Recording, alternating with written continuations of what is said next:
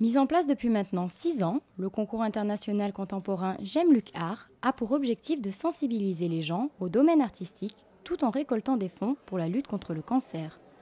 En effet, sur le principe d'une exposition caritative, une partie de la vente des œuvres sera reversée à l'association J'aime Luc, le groupement des entreprises monégasques qui luttent contre le cancer. Et chaque année, le thème choisi fait le lien entre l'art et la maladie. Nous avons des thèmes différents, par exemple, nous avons eu en 2013 13 chiffres porte-bonheur, parce que nous espérons que tous les cancéreux, un jour ou l'autre, guériront de leur cancer. Cette année, c'est elle et lui. Enfin, on peut l'interpréter comme on veut. Moi, je l'interpréterais comme malheureusement, elle et lui sont touchés par le cancer, puisque c'est aujourd'hui la cause de mortalité la plus importante dans les pays occidentaux. On a beaucoup distribué, surtout dans les hôpitaux, surtout le centre, bien sûr, Princesse Grasse. Mais nous faisons aussi de l'aide aux malades, en particulier pour les somisés, et nous faisons aussi une aide pour la recherche contre le cancer. Un concours sur plusieurs mois qui intègre différentes étapes et qui rassemble au départ plus d'une centaine d'artistes. L'organisation du concours, c'est qu'il y a un commissaire qui trouve des artistes, moi là je suis pour rien, et qui trouve des artistes, ils font des annonces, ils demandent, ils font une sélection. Et l'exposition se passe à l'auditorium. Elle dure 15 jours, le public vote ceux qui le préfèrent. Après, il y a une commission d'experts qui fait encore un autre vote. Et là, sort le gagnant. Le Grand Prix d'art contemporain a été décerné cette année à Bernard Garot, un artiste suisse pictural engagé. Et c'est avec une série de toiles Le visible de l'invisible que Bernard Garot présente ses magnifiques peintures.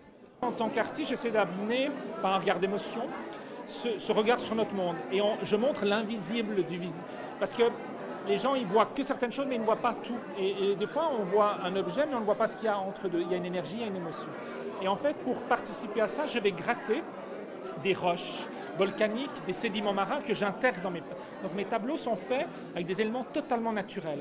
Donc j'utilise du latex, des bitumes qui 5000 ans avant Jésus-Christ ont isolé les maisons, des sables volcaniques qui ont 3 milliards d'années, des sédiments marins avec des fossiles. Et en fait, la peau même de mes peintures raconte l'histoire de notre monde. Et en fait, ça interroge.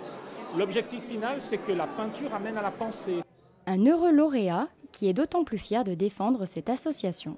Ce concours représente pour moi un prix important parce que non seulement il vous donne une visibilité, mais en plus vous avez participé à une œuvre caritative pour la lutte contre le cancer.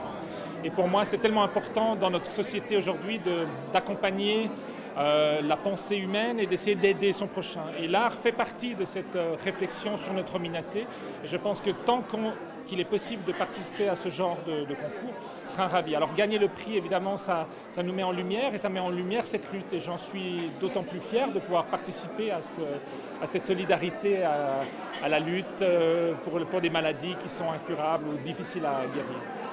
L'exposition caritative est à découvrir jusqu'au 18 octobre à la galerie Adriano, Ribolzi.